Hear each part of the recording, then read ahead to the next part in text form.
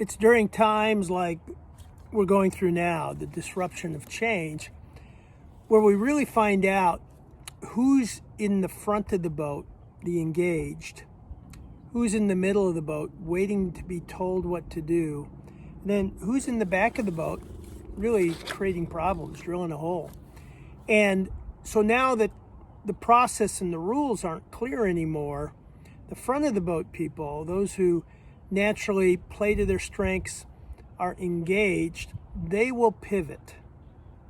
But you've got a lot of inertia in that middle of the boat, and that's where the emphasis and the focus has to be in finding out who can actually begin to make judgment calls, because the new systems and the new processes aren't yet in place, and that's what they were relying on to guide them along the way. I don't want to say they were coasting, because they're doing work, but they're not going beyond what they have to do. They do the minimum. So you can't afford to do that when you're in an environment where the rules are shifting and you're navigating and you're having to make judgment calls. I was on a call yesterday with a leader who the company went through some major restructuring and layoffs.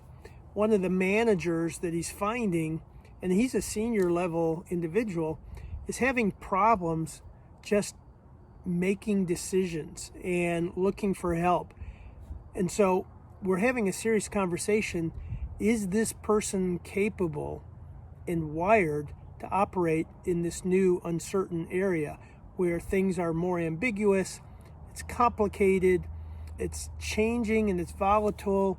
That's a different kind of set. So when you hit that, you really discover who the engaged workers are. And then on average, it's about 30% of your team, who those middle of the boat people are.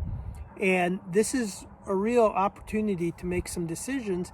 And then the back of the boat, where it's just clear they're ballast. They've got to make a major move up to the front of the boat, or we've got to get rid of them. So anyway, I'm curious to find out, as you're going through these uncertain times, are you starting to find the divide between those high performers, those do the least possible workers, and the toxic ones, if that's becoming clearer for you? And do you have a strategy?